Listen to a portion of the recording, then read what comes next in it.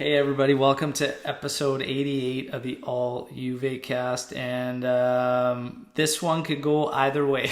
We don't really know yet, but my man Rocco is joining me, and we'll see how this one plays out. First off, Rocco, it's been a while. How are you doing, man? I'm doing great, man. Thank you. Thank you very much. I'm sporting a pink jersey here from 11/12. It's Pink Shirt Day today, so I figured I'd, get on with the significance of that. And a lot of people have gone through abuse, so supporting Yeah, I that like it. community. I like it, man. I like it. So, yeah, you've been a little bit of a stranger for a while, but you've been busy. Mm. Yeah, So tell us about obviously busy with Bianconeri YYZ, right? So absolutely. That's correct. That's correct. Bianconetti YYZ, of course, being the Toronto-based but across Canada JOFC, which is Juventus official fan club. We are, as I said, based in Toronto. We do have an upcoming match watch party. Of course, the big Derby d'Italia coming up on Sunday at 2 will be at Jack Astor's at Yonge and Bloor, right at the heart of Toronto. But the big announcement is that we are launching a campaign for the final push for the 2019-20 the current season. And what we're doing in order to get more members is that we're going to offer our current membership and next year's membership all at once for $49. So you guys, if you're anywhere in Canada, of course, if you're right in Toronto, especially, but anywhere in Canada, we want you to join us at Bianconetti YYZ. yeah, that's awesome. The inclusivity is the best part about that, and obviously I'm like across the country, and I'm Yep. proudly a member. Hmm. So good stuff, man. Good stuff. Today, Lyon and Juve, first leg, round of 16 here, Champions League. Um, yeah, 1-0 for Lyon, but we will do the standard on the recap, and I'm sure that throughout it, there's going to be a lot of stuff coming out. I'm not fully removed from the match. I had to put this on because of the badge and just it reminded me of better times. So I had to put this jacket on, take the kit off I was wearing, and just I wanted to be in a better place while we do this. But like I said, it could go any way in turn. But the starting lineups. Let's start right there. So starting lineup, in my opinion, we had Chesney in goal, Danilo at right back, Delic, Bonucci, and Sandro. No issues there. Totally expected. You agree with that? Yeah. How better? In the How better middle, did you go? I Yeah. think the question was between Matuidi and Rabiot on the left side in the middle. It ended up being Rabiot. Pjanic Hmm. in the center with Bentancur as the other Metzala. Hmm. And up front we had Cuadrado, Dybala, and Ronaldo. With the lineups, honestly, I loved it. I thought there was no issues. My only thing was I hope Pjanic is on. He's been lackadaisical to say the least for a lot of the season, and he's just Hmm. coming back off injury. And Bentancur was holding his own, and Ramsey was on an upward trend too. So that was my only thing was I really hope Pjanic is on. Your thoughts on the remaining starting lineup there, Rocco? Yeah, I too had doubts about Pjanic. He's basically the hub that Sarri's looking would be looking for at the outset. We've said it before. When the man gets over 100 touches, it usually translates into a Juventus win. And this time, I'm sure he didn't see that much of the ball. And again, like just a lot of not really useful passes, right? I mean, we're talking about decisive passes, through balls, assists or second assists, if you will. Nothing. Even we saw him on at the spot, and I took a free kick as well. didn't see anything there. So, um, Rabiot as well. I was kind of hopeful in the first few minutes. He showed. I appreciated his foot in terms of forward play in the first few minutes of the match, but he dropped off pretty quickly right after that. So and the top three, we saw how Cuadrado has been used in probably what is his proper position, which is that of right winger. He was very effective in Ferrara on the weekend that just passed with an assist, and had been increasingly so.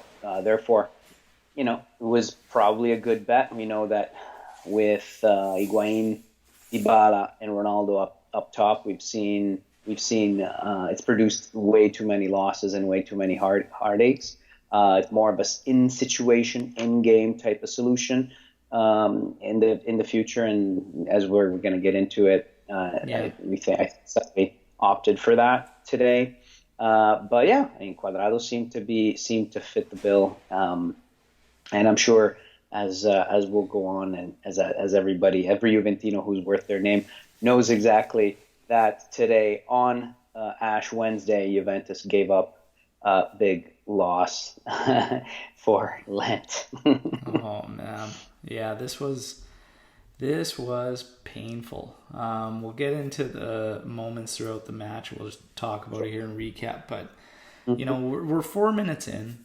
Ronaldo comes up with a beautiful cross after taking his man on, and Cuadrado almost gets to it at the back post, but not quite. But promising, nice start. On the throttle. Ronaldo looks on, beating his guy pretty easily. It's like, okay, let's keep going off that. 6 minutes in. Yep. Some more fluid movement, but Rabiot, his pass behind the target on an odd man rush, and he's kind of got that issue that I've noticed throughout the season is when he's running, he cannot make a lead pass to another player for whatever reason. It's always behind that target, and it's just like, if you're going to be taking notes during matches, maybe work on that in the training sessions with him, because it's like a thing that I've noticed throughout all season. And I think Rabiot's done great, and he's definitely picked up his play as the season's gone on. But that is crucial if we're going to operate in an attacking style with those two Metsalas. It's like, if they can't lead a man, my God, like that's just crippling. And those are opportunities. We're running at the D, odd man, and we can make a relatively easy pass, which what it should be for a professional footballer. Just frustrating. 15 minutes in, good possession for Juve. Lyon seemed happy to just kind of sit there and defend, but again, nothing really coming from it, and it looks like it's going to be one of those games where we're going to have to win 1v1s to start getting those opportunities. But, your thoughts 15 minutes in. Did you like the approach out of the outset? Did you think there was some lack? And what were you feeling about 15 minutes into this?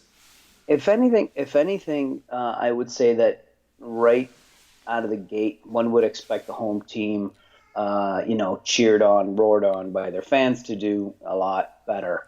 And, I saw Juventus instead come out with basically on the right foot, not dominating by any chance, but almost like, what, I can take this game, and this is something that we can work with and see how the game matures. And then as time wears on, maybe wear them down, maybe use your physical, not so much physical, but your skill superiority, right? You have more skilled players than they do. And use that to your advantage, and eventually, maybe try to get lucky, beat them, score, get ahead, and then you play it, right? You can play it with from there. But I was kind of surprised more so with the remainder of the first half after the first 15 minutes or so. That said, Lyon did start to show a little some positive intent. They weren't exactly pushovers that you're just sitting back. We did those two opportunities you talked about with Ronaldo. Didn't exactly come with the run of play. So for all for those who will be watching this a year from now, just know we're not we weren't killing them right off the bat. No. Yeah, I was thinking the same. Like 15 minutes in, I liked Juve owning the possession. I totally thought it would be other way around. We'd have to weather their storm for a little bit and then start to grow into it. It was the opposite. 20 minutes in, and Lyon starts to really grow into this match. And yeah, they're coming at us. They get a corner kick as well, and it's 21st minute, and the header, very, very strange angle and everything, but like he does a really good job to direct this on goal and hits the crossbar. And that's very, very lucky, fortunate for Juve there. And they continue to press after that, and we were struggling. We survived. And start to again slowly get that composure back and get the possession going. We do find feet to Ronaldo a little bit later on, a few minutes later, probably 23rd, 24th minute. Ronaldo with another beautiful cross, and just unfortunately nobody to get onto it and latch onto it. Quickly in this, about 25th minute, I'm just noticing the follow-ups, 50-50s all over the pitch. Juve's getting bullied. Like, I just remember it was not long into this. It was like 24 minutes, 25 in there, and I'm thinking, man, get stuck in, boys. Like, get in there. Get into this thing. Because right now, like, Lyon looks like they're going to run roughshod on us and just take over. And we are just pushovers, absolute pushovers. Yeah, I think that we could have done better in terms of the physical aspect of this match, and I think that that's kind of what you trade off when you exclude Matuidi from the starting lineup over and pick Rabiot instead. And that this might be a good opportunity to just mention that about how, you say what you will about Matuidi. I must say he's not a player that I'll remember 5-10 years from now, but he's someone who brings a certain kind of edge and physical and muscle, if you will, in the midfield. And Rabiot is pretty much the opposite player. And that said, it's not like Rabiot has this extremely cultured foot. That every cross that he performs is ish on target. And that he makes that decisive pass and makes gutsy passes, and he's someone to rely on. So that's kind of, we haven't seen that from him yet. I don't know if we'll ever see it at this point, to be completely honest. When we'll see what management thinks in the future. Come summer, especially given the fact that Matuidi's renewal is all but sewn up. Yeah, it's weird to me, but it's not just, and I agree with you on the Matuidi part, what he brings, but we have to just make sense of it, because we know what he can bring. We know he could be useful if used in that role, but then why still try to attack through him? Like, if he's going to be on the pitch, make it a 2 central defensive midfielder system where your top middle midfielder starts to move side to side ahead of them to create that pivot to link up the fullbacks and forwards and whatnot.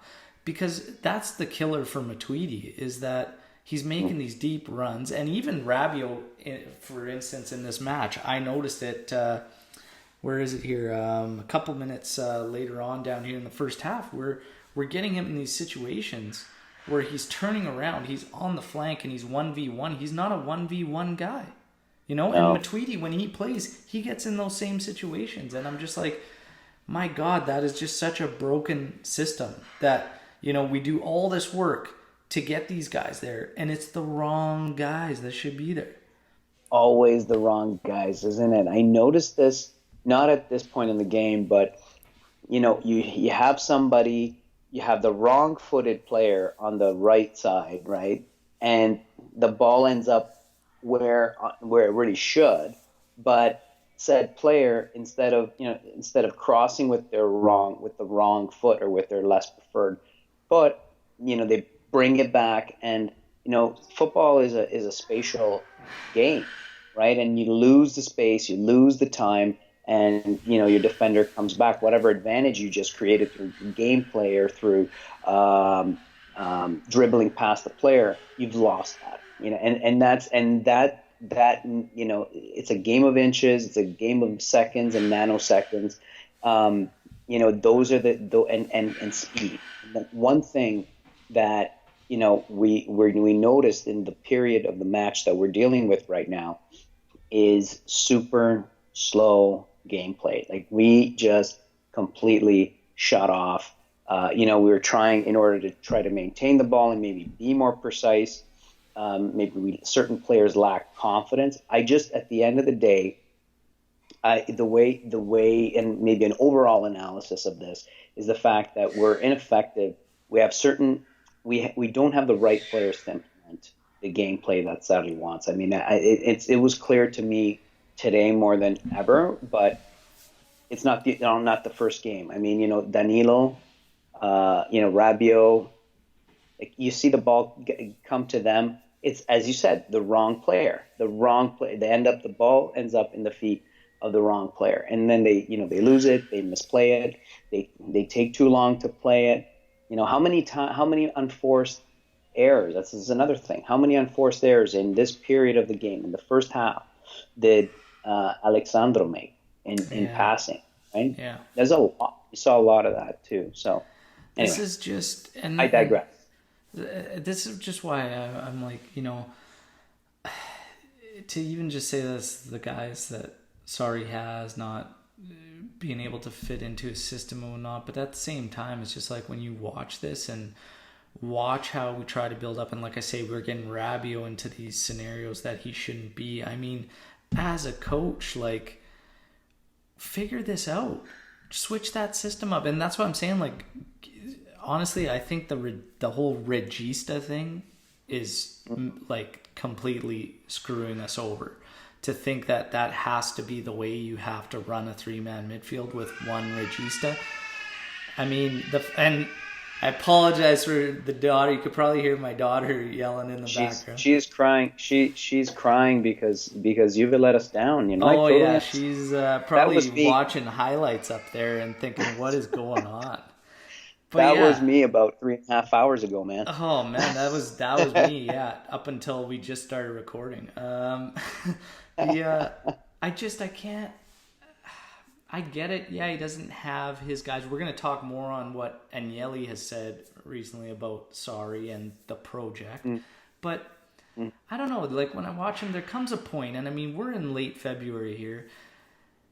He's still, as a coach, I find it hard to believe you can't get better than what we've seen out of the guys he has. I can't help but think he doesn't have it that bad. Yeah. Yeah. I totally get it. I gave him until December, man. I gave him until December, and I said, you know what? Give him 2-3 months time. He needs the opportunity to instill and to make his imprint on this team. And we haven't seen that yet, and if I were a Sarri apologist, I would say, well, how much time has he actually had to work with the team?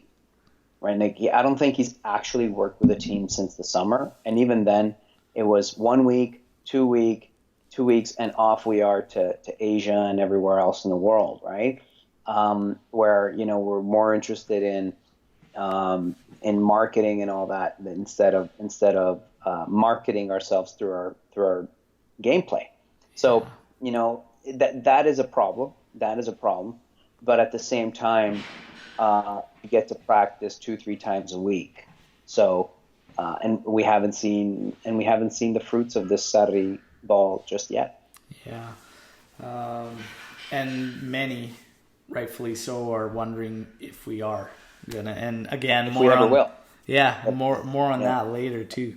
So 27th minute, Marcelo there hits Dybala in the throw with a stiff arm, takes a yellow card.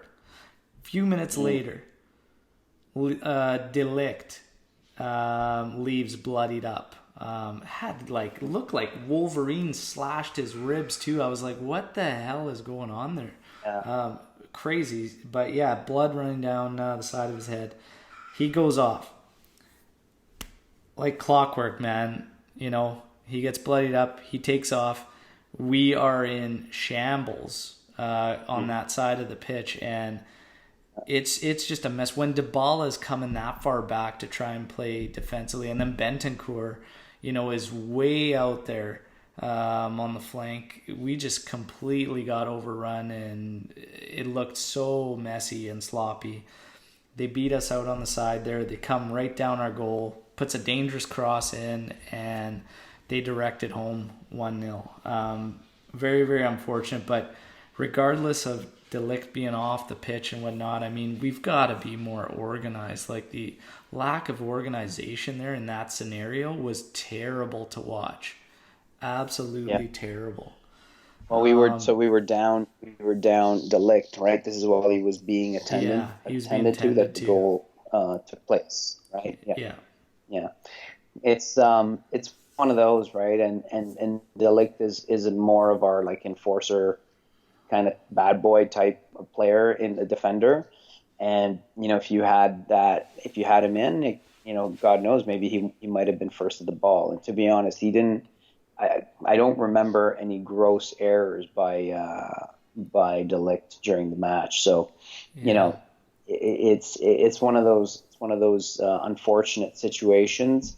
But you know, on the balance of some of the opportunities that Lyon had built until the goal, you know, I think maybe it's not completely undeserved for them to have gone up. I just didn't see enough from us in the first half. You know, it was just absent. Yeah, and I mean, as we go through it after they score here, 31st minute, 34th minute, Ronaldo seems to at least have the proper urgency, frame of mind. He gets an opportunity, he hits it, goes wide, but I feel that from him. I didn't feel it from a whole lot of other players, aside from maybe Dybala. 37th minute. I know Ronaldo had it, man. You're right. Ronaldo was on. 37th minute, potential handball by Cuadrado. Ref quickly waves for play to go on. Thank God. I mean, they're on us. Lyon is on us. A few minutes later, closer to the end of the half, we get a free kick. And this is one of the things I noticed after that goal. Granted, Ronaldo had the urgency and he was on. We almost like instantly react with this mode where we have to force through him, and it follows everything after. Here comes a free kick, and he's lining it up, and he's got that look, and you know, here comes the stance, you know, here comes the breathing, here comes everything, and then here comes, sure as shit, a smack off the wall. And it's just like, for God's sakes, get in there. You're dangerous with your head. Get on one of these crosses. If Dybala puts it in, maybe slap Pjanic across the face and tell him to take one and actually be effective now, because he's completely lost who he is as a player, Pjanic. But this is where I start to get pissed off, because I'm just like, we are totally forcing everything through Ronaldo, and now we're letting him pick up the ball and just do whatever he wants. And it's just, let's keep doing the things that are right. Dybala started finding some nice crosses in on free kicks and stuff, and just he's been confident and strong all season long. Just step aside from Ronaldo. You haven't changed your approach. You cannot curl the ball from that close in.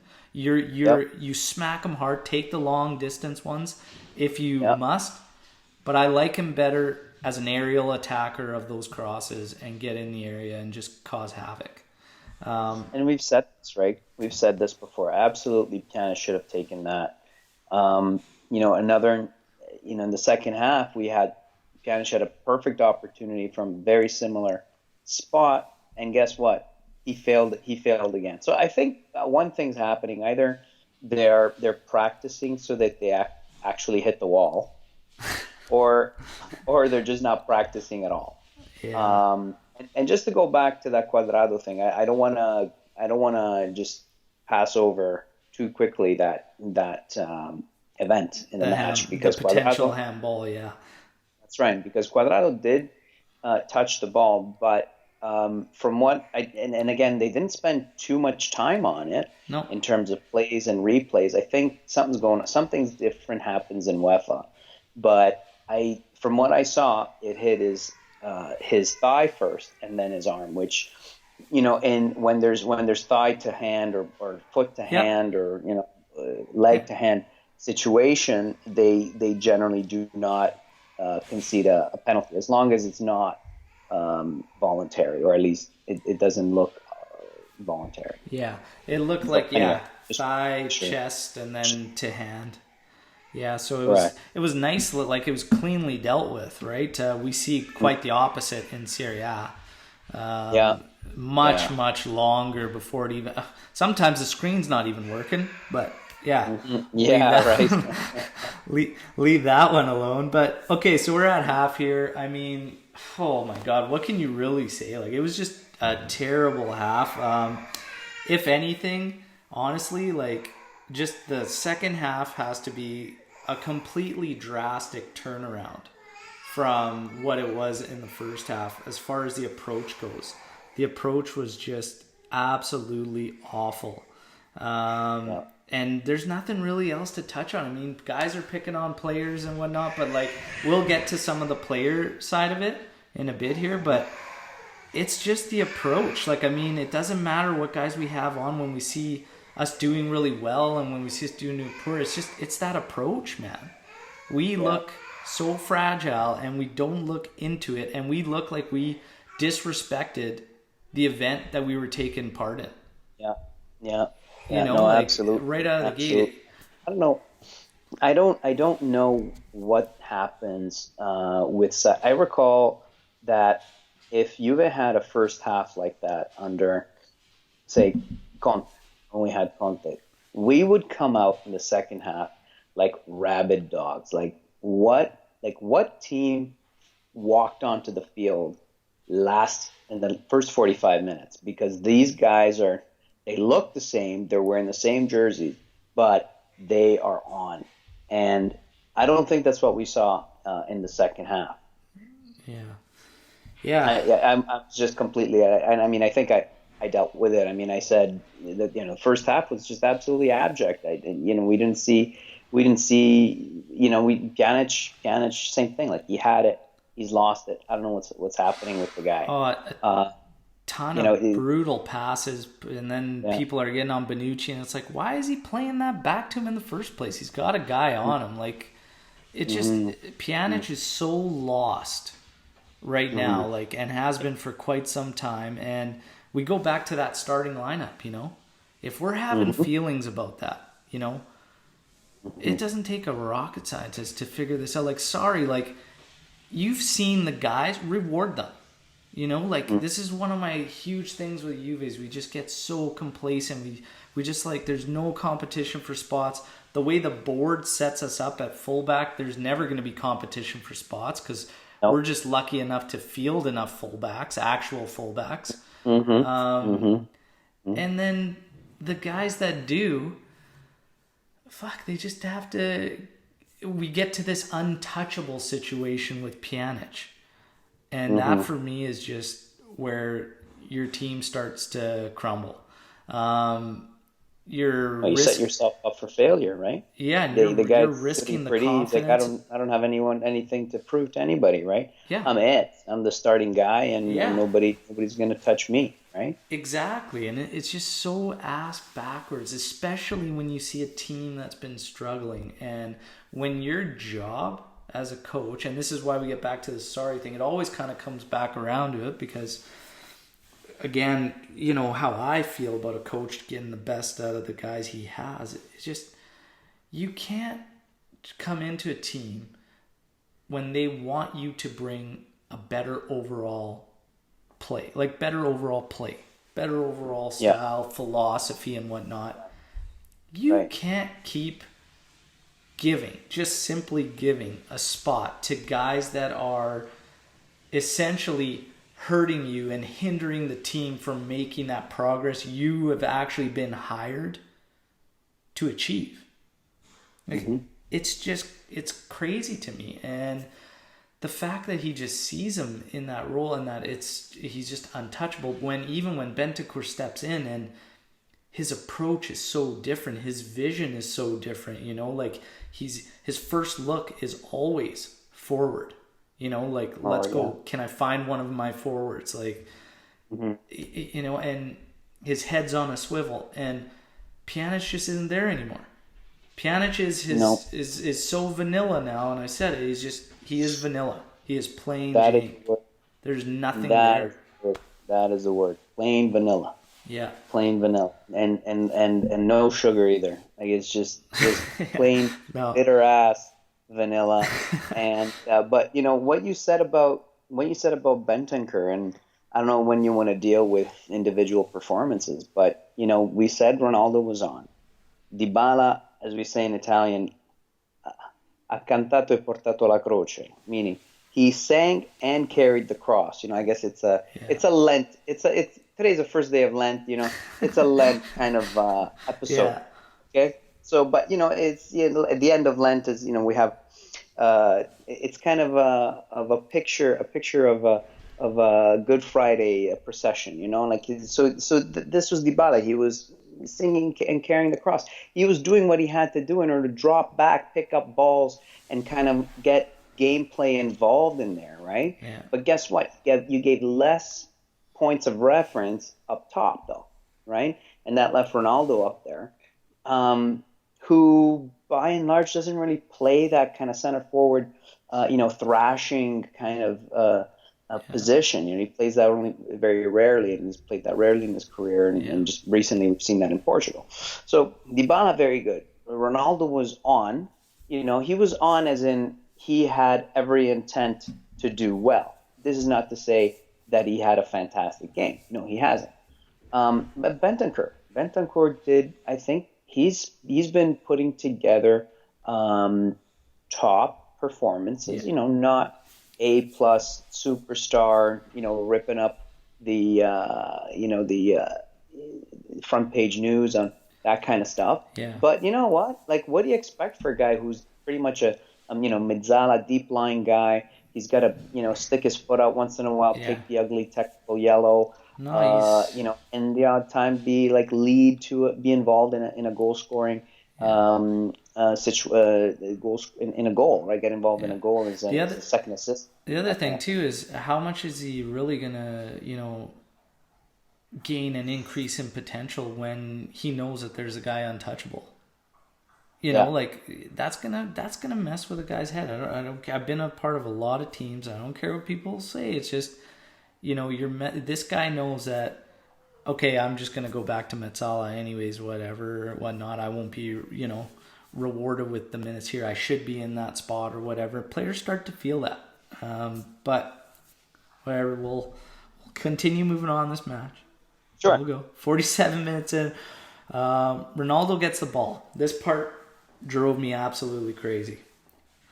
Probably not a lot of people looked into as much as I did, but I was already pissed off. So 47 minutes in, Ronaldo gets the ball. He turns to his flank, and again, asleep at the wheel, completely asleep at the wheel. Alexandro, rather than being in a spot where he could make that run and Ronaldo could lead him and he could put a dangerous cross in, he's 15 yards back of the damn play, and by the time he gets involved, Lyon's set up. They've already had a chance to go get something from the concession stand and then come back and still be able to defend him. It's laughable. It's absolutely laughable how Sandro just... I'm starting to feel this way. When we get on Matuidi, when we get on Rabiot, when we get on anybody that's playing on the left side of that midfield, Sandro hurts us in terms of shape, in terms of taking away defenders, making runs, getting involved. His lack of involvement is brutal. All it's doing is allowing other teams to congest these other guys and essentially make it really easy for us to get shut down. And then it's just frustrating. Sandro is never holding that width. Never. He gets sucked in so easily and makes us so narrow that when that switch of field should be there, it isn't. So, again, that affects everyone in the middle. that'll affect any one of our three midfielders when they're in a certain situation. They got to make a switch, and Sandro's essentially right there in the middle of the damn park, not keeping the width there. He is driving me absolutely crazy. I'm done with him. This world class thing, I'm starting to think is more of a 1 year wonder. To be honest, but to be fair, I guess his days prior to coming over, he was lighting it up and then carried it on with us for one season. But I'm ready to move on, I think, personally. Yeah, no, and it's a difficult position to replace, and if a player like that, you're going to sell him at his lowest value, is the less than ideal kind of situation to be in. You may want him to have like 2 or 3 great games and then be like, okay, say we win something decent this year, and we go and you say, he was there at a European stage. That's the opportunity to say, okay, this is when we got to cut loose, and if we do get that $50-60 million offer, we make that. Well, mind you, and nowadays it would have to be more than that, right? I mean, if Cancelo went for wasn't it 60? I think, or it was 60. No, I don't think. Was it 40? I can't remember. I think that Danilo was valued around 37 or something like that, and I think Cancelo was more. Anyway, but you know what I'm trying to say, right? I mean, with Alexandro, we're looking at get rid of him for a decent market price, and bring in. There's a lot of really decent Italian product nowadays in the fullbacks. I mean, until maybe at the beginning of the season, it was difficult to even say to move on from a dud like Florenzi. And I'm sorry for you Roma fans, but you hardcore ones will agree with me, because he has been absolutely awful. Even after he was relegated to the fullback. There's some nice Italian product out there. Yeah. I was gonna say hindsight's 2020, but man, looking back, like if I could go back in time and change that, I would sell Sandro, keep Spinazzola, and bring Luca Pellegrini in, and roll with Spinazzola and Pellegrini, and that would be two, for me, deadly options at that left back. Yeah, they don't have the speed. Maybe Pellegrini does. But Spinazzola doesn't have the speed. He doesn't have he's injury prone. We've seen, but he's one that's still smarts me, right? Like, it still bothers me that we had to give him up, and we gave him up in order to get Pellegrini. Yeah. So let's woulda, coulda, should. Let's move on. We still got a bit of the game to cover, and then we got a lot from fans. 60th minute, I see Bentancur covered 3 times the distance of Pjanic, and Pjanic is next to this guy, still doesn't get the ball carrier. I'm like, I think I was at work, so I had to take it easy with it, but I'm just like, I think I let it out, like, get him off. And somebody was like, look, and I was like, no, nothing. It's all good. It's all good. Funny enough, I was thinking, put Ramsey in, put Bernardeschi. They must have been wondering, what the hell is this guy watching? Get him off. What? I know. After I was like, oh my god, I was like, moment. oh wow. But put Ramsey in, Berna, somebody with an actual work rate. Like, get somebody in there. Funny enough, like, it happened right there on the spot. You see Pjanic coming to the bench, with Ramsey coming in, Bentancur sliding over. Okay. Does it get better? A little bit. I think at this point, Lyon was starting to kind of get prepared to park it and shut things down. And we were making it really hard for them to do that. So why not? About 8 or 9 minutes later, Dybala gets a chance on a cross. He misses wide. He doesn't really get it right either. It seemed to go off his shin, but giving us a little bit of hope. Yeah. Giving us a little bit of hope that maybe we could find one here in the 70th. Unlucky. In ways we were unlucky. Yeah, we had some pretty good opportunities when you actually break it down. Look at this. In the 70th minute, Higuain comes in for Cuadrado.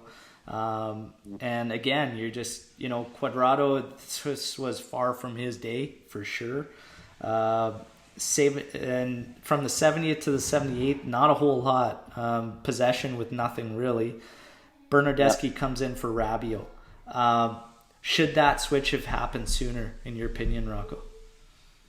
I'd like to actually talk about the other switch first. Okay, Higuain? Yeah. I was talking with a buddy, Eduardo. He's actually been a good friend of mine from the club for a while, and he was telling me, he goes, you know what?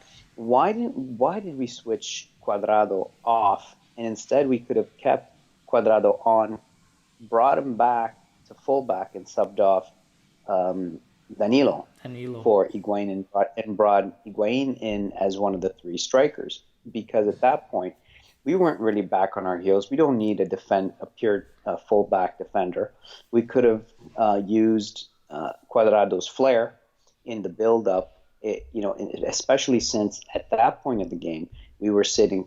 Lyon was basically sitting back with 11 guys behind the ball, and making it really, really difficult for us to break that down. And that's been our weakness, right? Like we just completely freeze, right? We are unable to find that final ball, especially since our ball movement was slow in general, even though it did improve. I saw it in the first 5 minutes of the second half, like bang, bang, bang. Oh, okay, wow, finally we're moving this ball around. So, that's that. We did see Bernardeschi come on. It was Bernardeschi, right? On for Rabiot. For Rabiot. And he was, maybe it was just a switch, and maybe it was it was refreshing. It was refreshing to see Bernardeschi come on.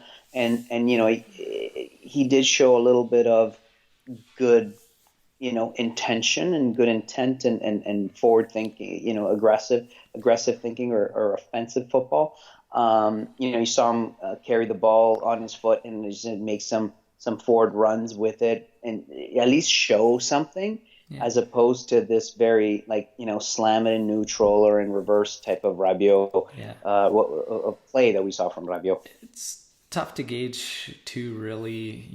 Sometimes a lot of the fans jump on the players and say we played so much better as these guys come on. Well, it's also 78th minute and Lyon's in lockdown mode too, so that creates a little more space in that build up to get down there, right? But Bernardeschi, he's got to start getting some rotation in as one of those Metsala spots to see. I think he's much better for us there. My other spot for him would be on the right wing, trying something different from Cuadrado as well.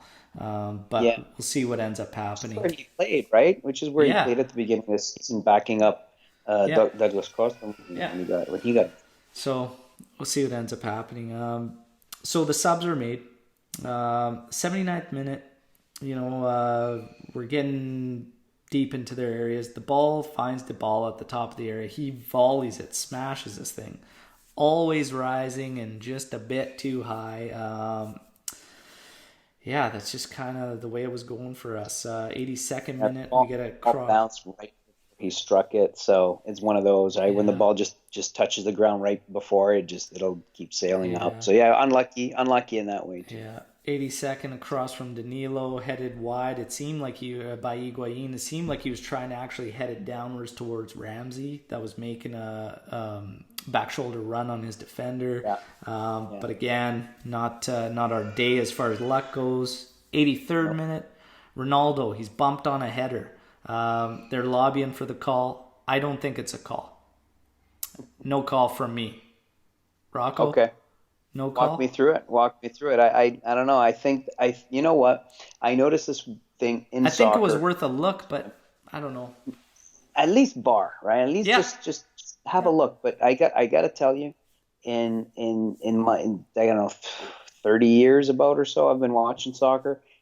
Every time a player, especially one who is up in the air, so feet up are not on the ground, and there is a push. And it was visible. It wasn't violent. But you put your hands. If you put your hands on the back of an attacker, Okay, whether you push or not, or whether you're trying to keep yourself, the player from coming on to you, a lot of referees will make that Yeah. call, especially in the midfield, let's say, because and the explanation I've been given, I'm like, but I was stopping him from coming on to me. Like, no, but I don't know whether you pushed him or not, Yeah. right? They give the benefit of the doubt to the attacker. In Ronaldo's case, you saw that he was up in the air, suspended. The ball was coming out in front of him, and he just and all of a sudden it was behind him, right? I think there was enough there for Yeah. him to get pushed, because Ronaldo, he won't he what was he going to do? What was he going to gain by getting a penalty shot instead of actually heading the ball in Yeah. towards, or almost certainly into the net? You And know what I mean? At the again, very least, it was worth a look. I'm not yeah, saying and give it for again, sure, but at least I was at work, and yeah, I mean, from what I saw, looking at it, just yeah. at the time, it didn't seem like a whole bunch, but if I still was saying they got to look at it. I was expecting a Hmm, stoppage for them to at least review it. It looked sure, worthy of a review, but I didn't think it absolutely. was like over the top or anything. But I also didn't get to see the replays afterwards or anything like that. It would just kind of feed. So yeah, I mean, I'll watch the highlights again and maybe think differently. But we keep going here, and then the give and go between Dybala and Bentancur. Dybala ends up scoring, called back for offside. Actually, a lot closer when they showed the replay than I initially thought. It was pretty close, but props to Benta for even attempting that, because I guarantee you, number one, Pjanic wouldn't have been that deep in the offensive zone, and had he been, he probably doesn't make that pass anyways. Um, Man, again, not Yeah, it our was day, offside. not our It was day. offside. Dybala in the 88th minute, looking for a call. That's a tough one. On my initial reaction was that's a PK all day. Like this one, Yeah. like he's settling the ball down, and the guy, you see his arm across the chest as he goes behind him. Literally, right? Why would he like uh, um, let himself go? Like, why would he do that? It doesn't make any Yeah, sense. I mean, And in Italy, and Sarri said this in the post game. He said in Italy we would have gotten two penalty shots, right? Which doesn't bode well for the Juventus cause. And I'm sure all the anti-Juventini are licking their chops, saying, "Oh, you damn right you would have, because you have the league and the ref in your pocket, right?" yeah, So that's what happens when you support this, right? And that's fine. yeah. But you know what? And even This in the one to mind of me, a referee, right? Like you see it, and you see it with most refs. You'll see, okay, sometimes the game situations stack, right? You didn't give a penalty earlier that was so. Now these guys are getting rougher. yeah, They had nasty yellows in the first half. They drew blood, well, once or twice on our players. yeah. We have our central defender who's running around with a bandage around his head, and you see this rough play. You know what? Like that kind of stuff, it stacks. At this point, that should have been the foul, that kind of like a straw that breaks the camel's back, Yeah. should have been given. You know what? Maybe we didn't deserve to walk away with a draw today, but you know what? Like I wouldn't have been surprised if they had awarded that. And to be honest, I don't think that on such a call, like I would call it a 55-45 penalty. I don't think that Garcia would have been crying bloody murder at the end of the game. Now, for me, looking at both of those, like I was shouting for the Dybala one right off the bat, because I was like, "That's gotta be." It's just it's so Yeah. visible for the ref, and his arms right across as he runs behind him, and Yeah. I'm just like, "You've got to be in control of yourself as a player." And I treat it the same way as if you make a good challenge, even if you get to the ball, whatever. If it's deemed reckless, you get the call.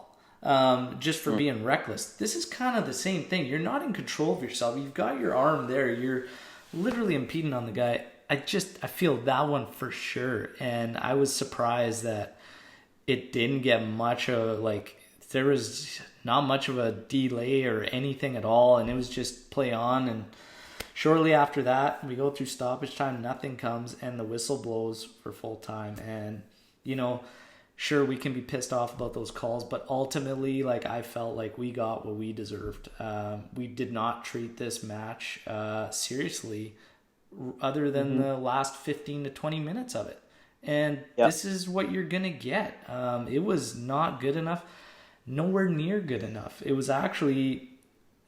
was pathetic to see. It was actually pathetic to see us treat it again with such an arrogance that we just come out of the gate and think that this game's going to fall into our laps naturally, and that we can not work hard for it, that we can continuously lose 50-50s all over the pitch and get by. It's just, but again, another lesson learned. Yeah. Right? Yeah. Okay. Right. Right. I don't really have a whole lot It's else another to say. slap. How many slaps do you need? Exactly. That's another slap, and we got slapped, and maybe we'll get slapped away. How many wake up calls do you need? Exactly. We've been hitting snooze on Saturday ball all year long. Yeah. It's time to wake up and to actually do it. Do you have anything else other than what I just said about that 90 minutes to add, Rocco? Like, I found it honestly embarrassing. It was embarrassing. Yeah, no, it was, and you know what? There have been a lot of upsets in this first round of the Champions League.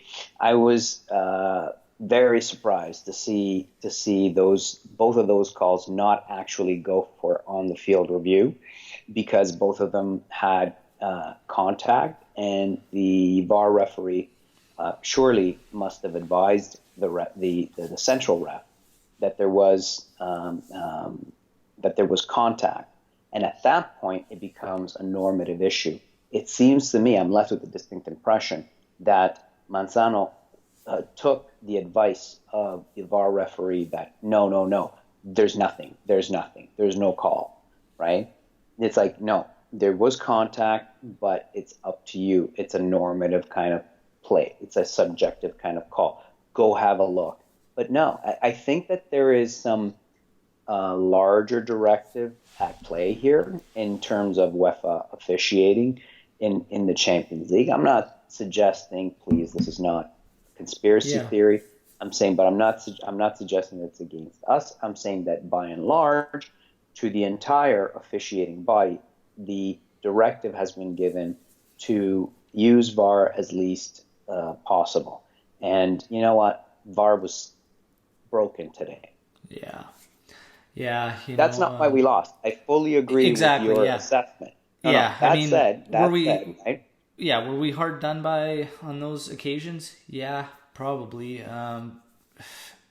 Should it have mattered? No. This is a League One 7th place side that we didn't register a shot on target. We didn't even work their keeper once. There was one thing maybe that you didn't mention, and just because there's a lot of events in the game, and I know we're getting long tooth here, but there was an scoring opportunity by Higuain. I was just going to actually bring that one up, from Dybala making that run. Yeah. That across, that's right. And again, on the wrong side, a left-footed player who prefers his left only went and just kind of, instead of coming in and crossing it first, while there was space, taking advantage of the fact that he just beat the man and created that space. No, brings it on his left foot, carries the man next to him, and then just, he, with the outside of his foot, gave it to Higuain, who probably didn't have the best first touch, but, I'm still shocked he missed goal on that. I'm actually shocked. Yeah, I think he hit just the very outside of the post. Yeah, I was surprised. But yeah. He was surprised too. You see it from his face. Oh, man. Ultimately, How did that not go on goal? Crazy. It's crazy to me that this game went down like that, and this mentality thing. I've been saying it for a while now. Is just that's going to be the hardest thing for Sarri to change out of this club. But he's not doing himself any goddamn favors by not rewarding the guys and being stubborn. Like, he was so stubborn with Trequartista for so long that he took away his own time for his own project. Like, he kind of was shooting himself in the foot by being so stubborn with that. But, you know, we get to the post-match, and Sarri comes out, he says, I'm having a hard time getting the concept of passing the ball quicker through to the team. Fuck me, man. It's your job. And I apologize here. Like, I should have said at the start, this might get X-ray, but it's your job, man. First of all, they're professionals. Okay? If they can't figure this out or they can't do it, keep them on the damn bench, you know, and put the guys that are going to, you know, follow your lead and play as you wish. Like, you are kind of in control of that. And the other thing is too, I hate how now him saying this just kind of goes along the same lines of him in several conferences continuing to discuss the fact that, well, this team's just won so much, and almost using it against the current team he's coaching, for God's sakes.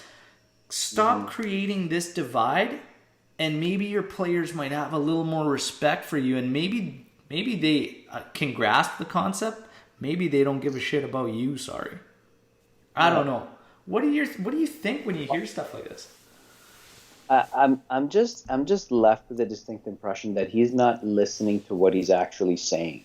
You know, there's a lot of the things that he says are, you know, maybe at face value to him make sense, but he doesn't exactly understand what the implication is. And he's not known for being a communication genius, right?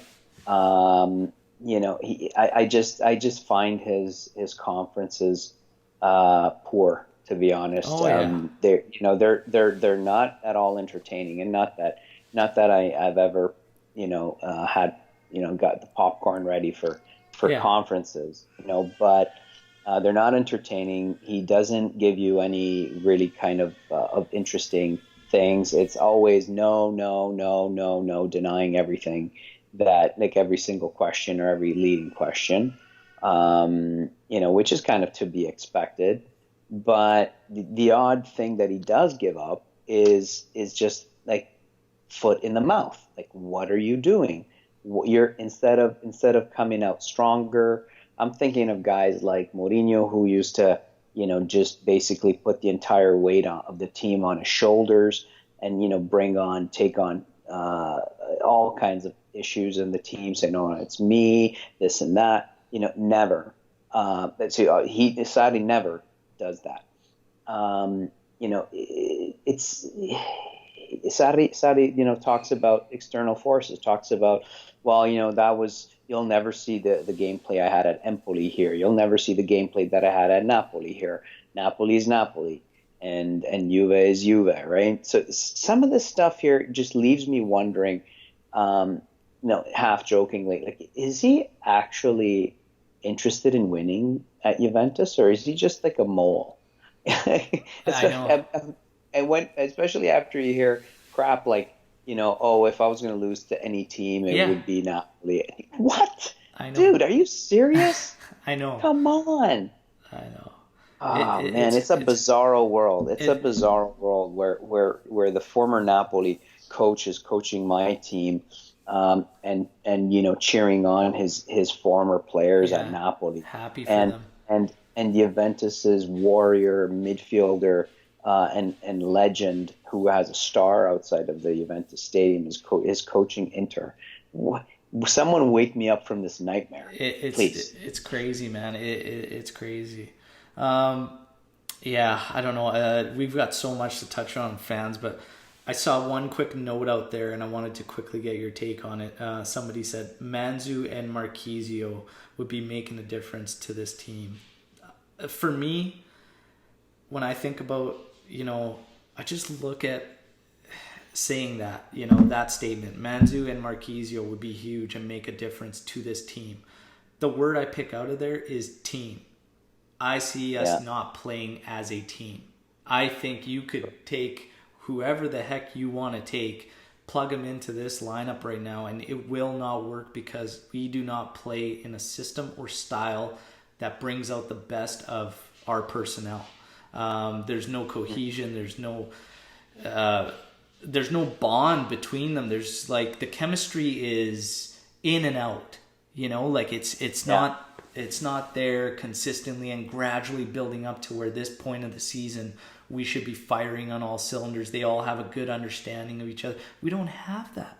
And that's why I'm just like, you could take Marquise, you could take Mandzukic, you could do what you want. We are not a team. It doesn't feel that way to me. What would you think when I say that or in the statement? I agree. I mean, we got Sarri in order to get a gameplay, a team gameplay, il gioco corale, as we say in Italian. It's like a chorus, a chord, like an orchestra, everyone together, playing in unison and with when you have to play in crescendo, you play in crescendo together. When you're playing pianissimo, you kind of you understand that it's a time to suffer, and you kind of go within a shell. There is none of that. Like, it's almost as if we don't even like each other, and that's not true, because you see the chemistry in practice. You see that the few things. Like, I just it's just some J-Corp. J-Corp is the word that comes to mind, and which makes me cringe. But you know what? Like, you got, sometimes when you buy free transfers, sometimes you just get what you pay for. Zero. Yeah. And who do we have to get rid of in order to do that? Gave away Mandzukic for nothing. Alienated him from the group from day one. Marchisio kicked out of Juve unceremoniously at the end of last summer, 2 summers ago now, right?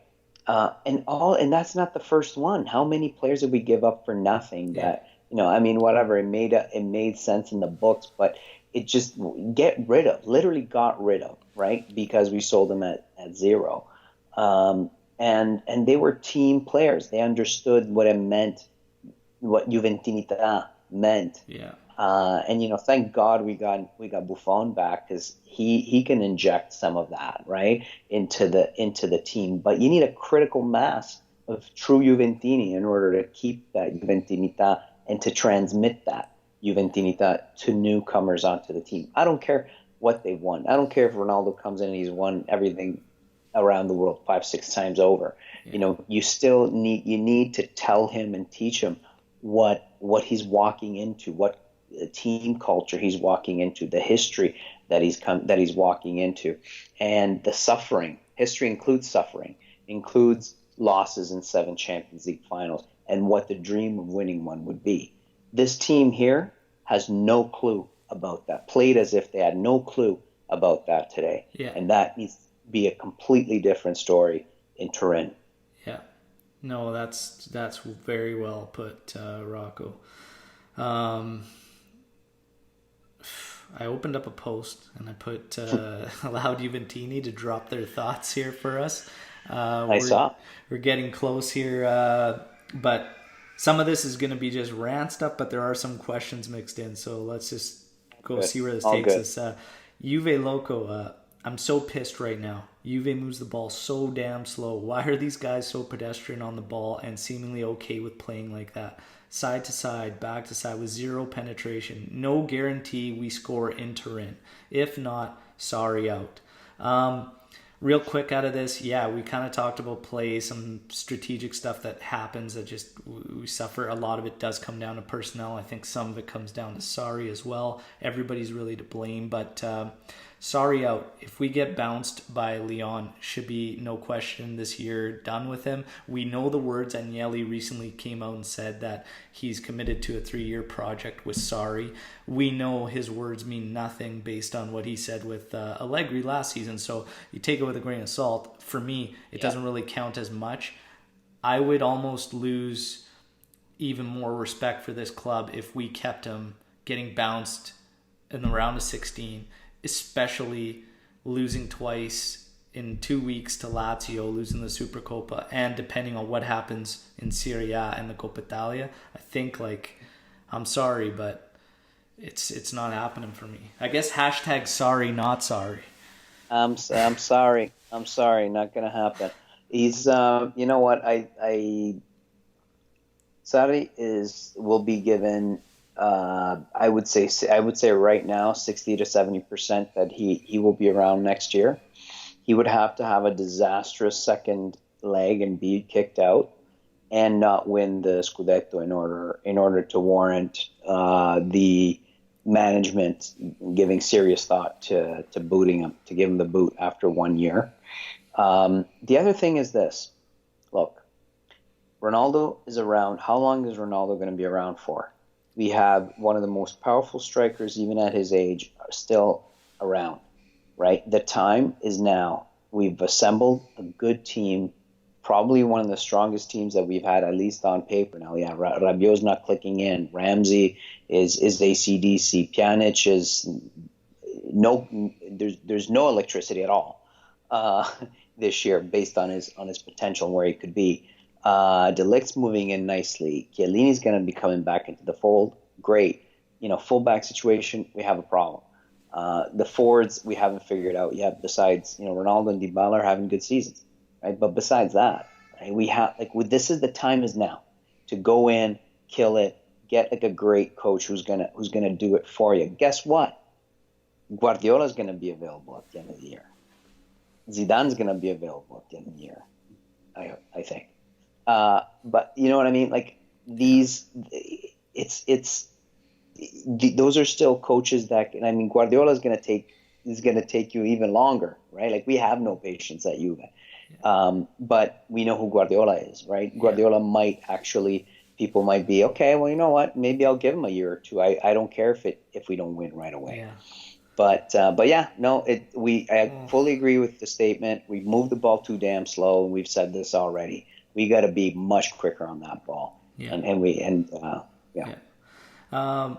Johnny's just saying it was a gutless showing, no creativity. We need to drop the system of 4-3-3 or be done with Sarri. If we will give him until the end of the season, then drop 4-3-3 to spread out and be predictable. I think the 4-3-3 has been better for us than the 4-3-1-2 because we don't really have anyone to play that 10 role properly other than possibly Dybala. So I don't really know if it's dropping the 4-3-3. I think it literally comes down to him figuring out his best 11 and actually rewarding the guys that need to be in there as a start of the building blocks. Yeah.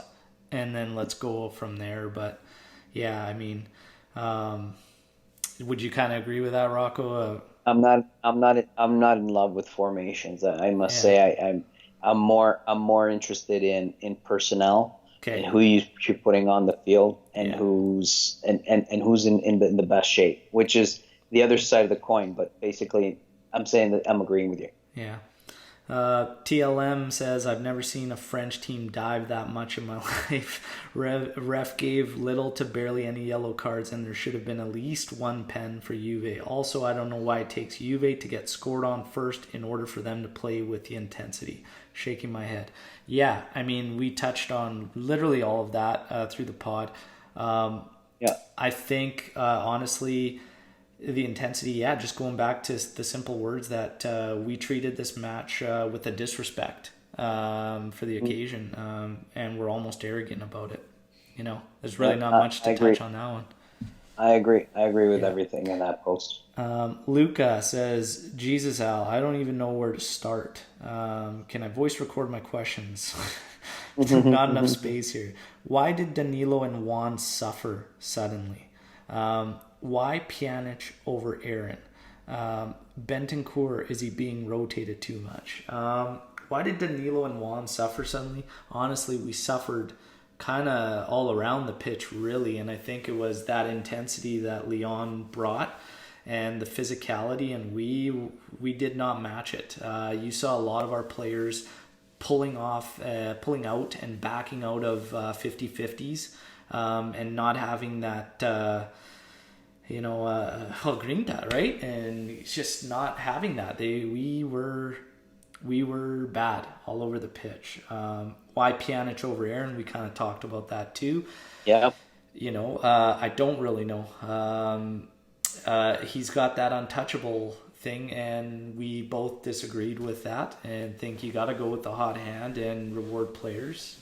And Yeah, well, Bentancur Pjanic just being, came back from injury, right? So yeah, Pjanic had just come back from injury, and it's like, yeah, okay, well, he held out, and he has that starter thing, right? yeah, has the idea he's going to be a starter no matter what, so yeah, that's why he played. yeah. We'll move on. Mustafa Tamer, dreadful, just dreadful, soulless, empty performance. Yep. Louis DeVito, worst performance I've seen since Del Neri was our coach. It was that bad. Midfield can't support the attack or defense. No cross from the wingers or the outside backs. Just bad. It was very bad. Was it Del Neri bad, Rocco?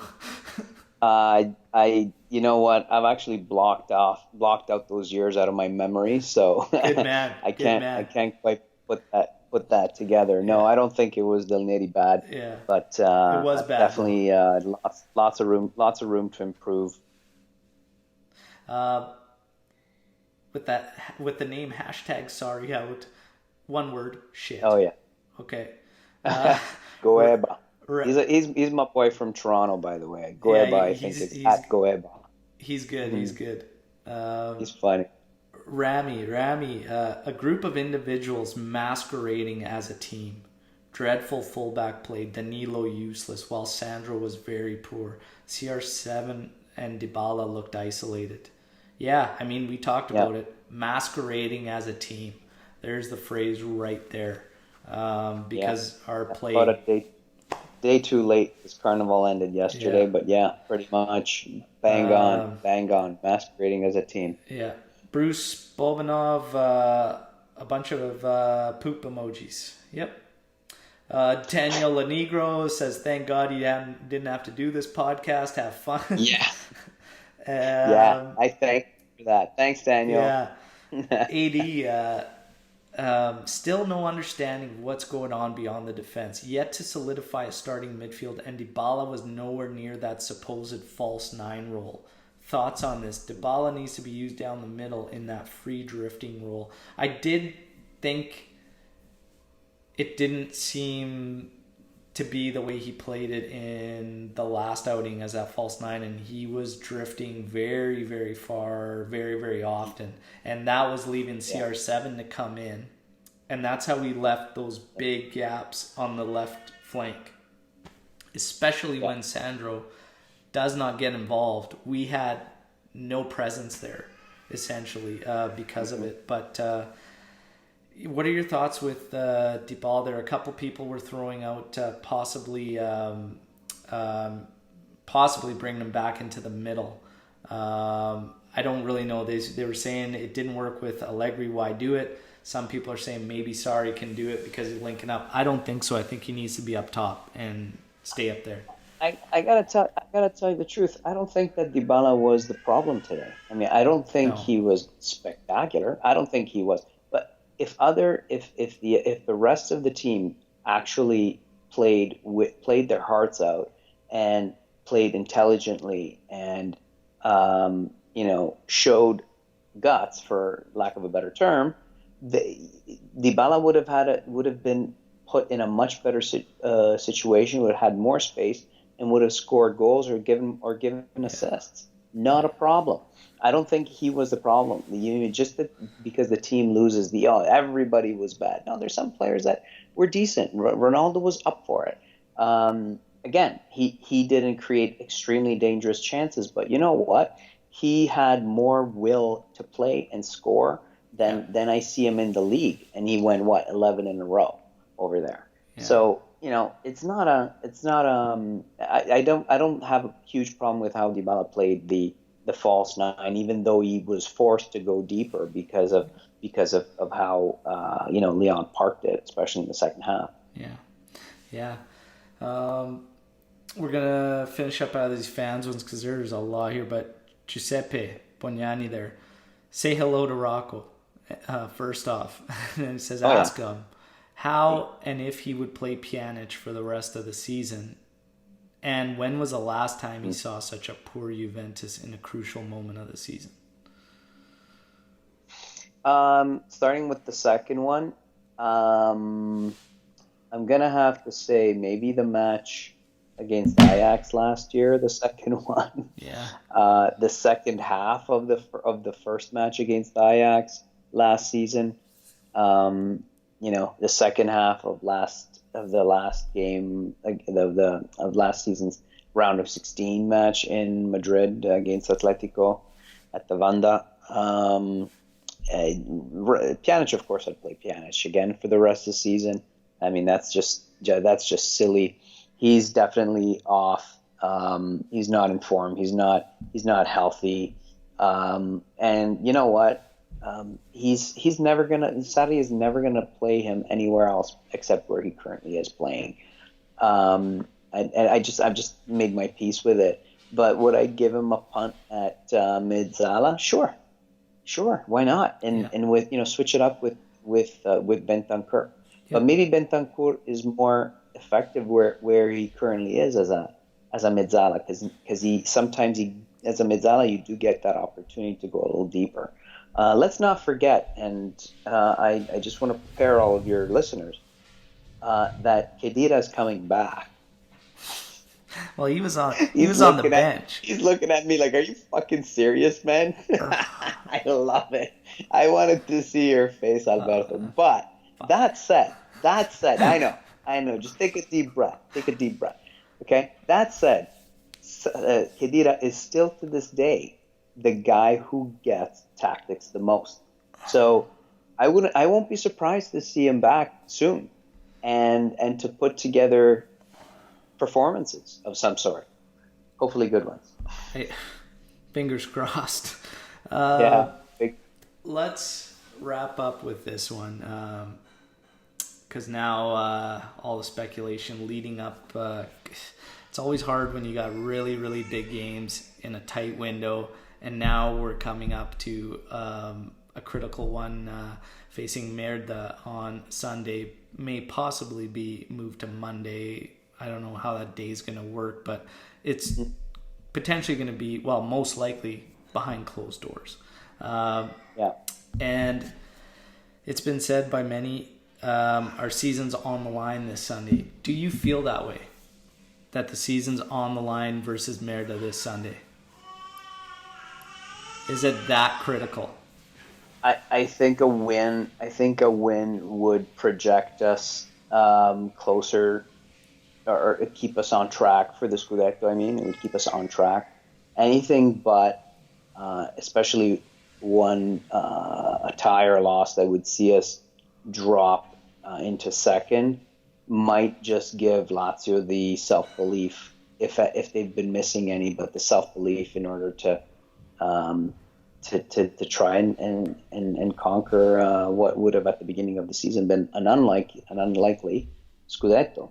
Not forgetting that they have nothing else to play for but one game a week, and try to go out Sunday in and Sunday out, or weekend in and weekend out, and win all of those games. So it could be a critical game. There's a lot of games. There are, I think, 12 game weeks left. So there's lots of opportunities there to subvert. It's not a final, but it's a critical match. Absolutely is. I just season on the line.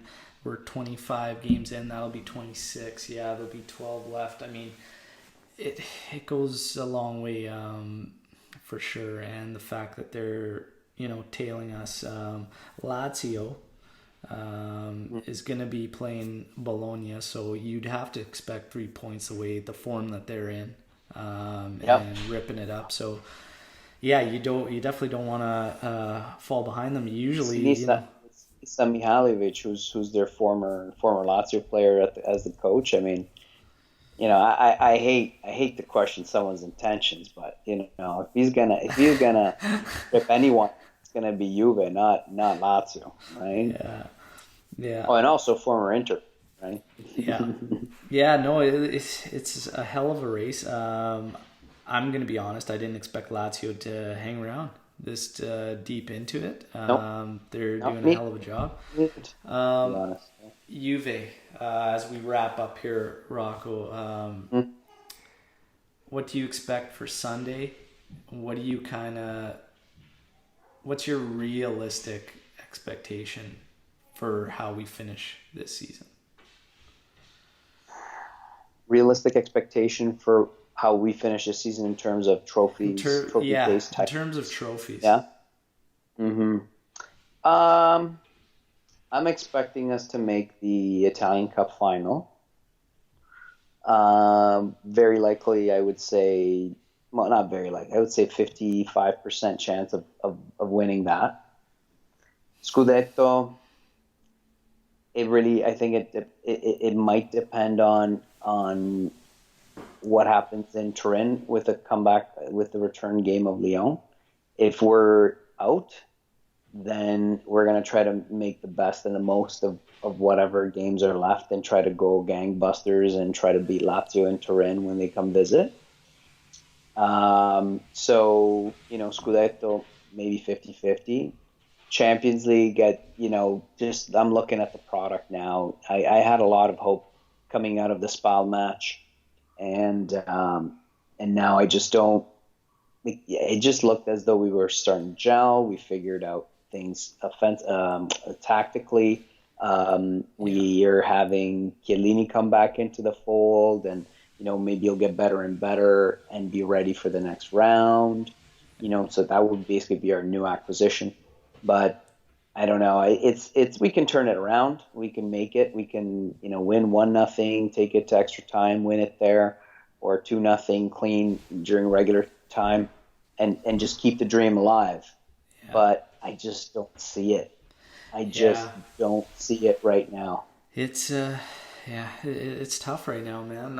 It's like we take a step forward and we're taking 3 back every single time throughout this season, and it's leaving everyone with this, bad feeling for Sarri, and we're constantly bashing the players. But the bottom line is, everybody really is to blame, even going up to the board.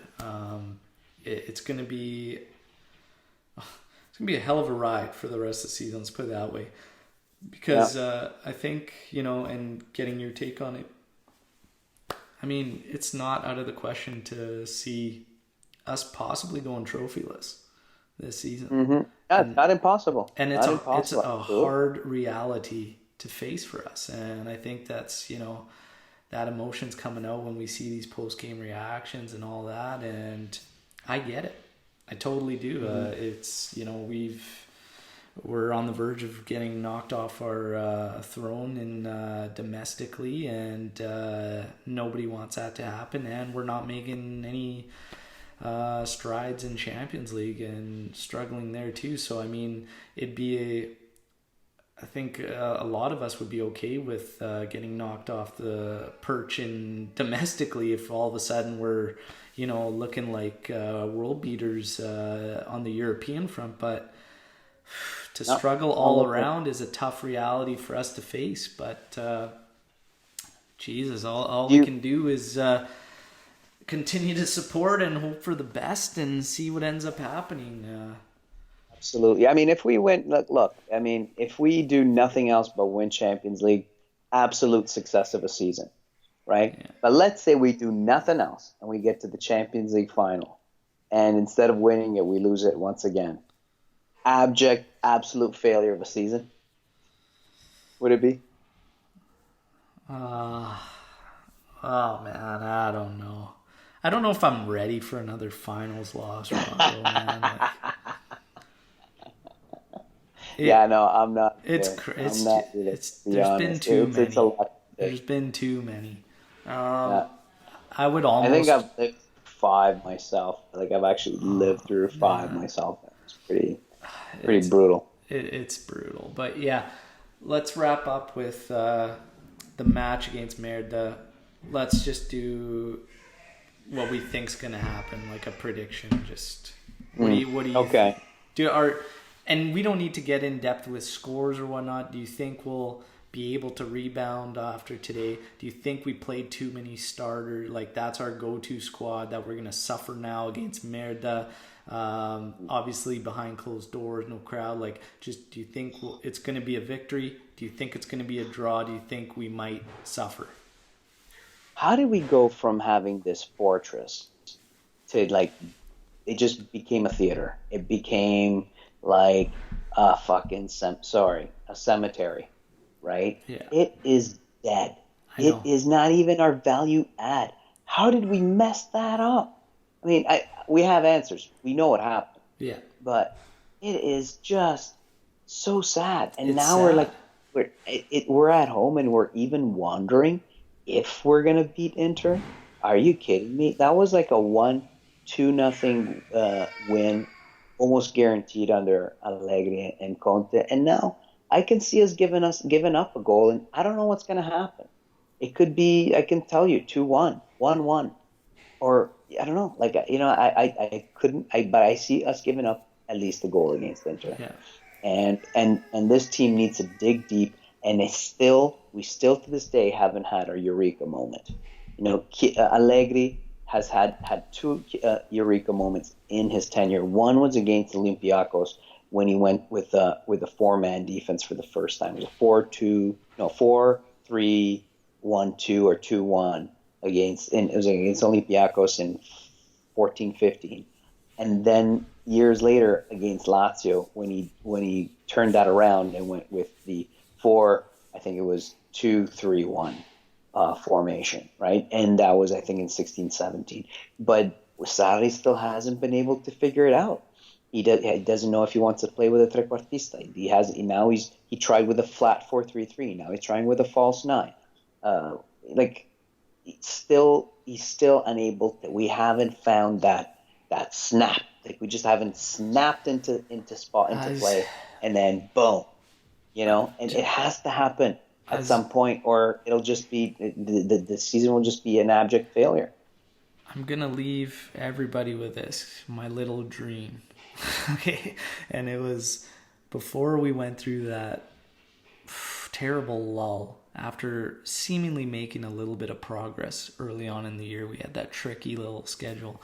We played arguably our best match against Merda the first go around and played a very solid match, and we could have scored plenty more goals. What a silky game. And wow, we suffered after that, and it was a big lull. And now since we've had ups and downs and one step forward, three step backs, and I'm just hoping, and I've got this little dream that it all clicks again on Sunday, and then we don't look back and we find it again. And how fitting against those toilets. We find it again against Merda, and then all of a sudden we can pick it up and we can just move forward and continue that progress, but now just actually be that well-oiled machine. It's a dream. I know, everybody, but just take that and hope. That's all we can do, but how beautiful would that be? It all starts on Sunday. We got to start somewhere to regain it, and what better way than against our bitter rivals and hand Conte the L that we all want to. But yeah, let's go with that. Tough day, Juventini. Hopefully it gets better for us on the weekend. Rocco, again, it's always been a pleasure, man. It's been a pleasure having you on this one. We might have to do a pop-up again soon. I know the matches are all booked up, but maybe that 100th episode we'll get a little panel together for the big celebration. And hopefully Juve gives us something to celebrate too. So, but that would be awesome. I look forward to that. Always a pleasure being on, Alberto. I really appreciate it. Appreciate it, man. Thank you. And everybody, do whatever you do that makes you happy, and leave this game behind us, and hopefully there's better things to come. It's tough to say, but still, as always, Forza Juve, fino alla fine, guys. That's what it's all about. Ciao.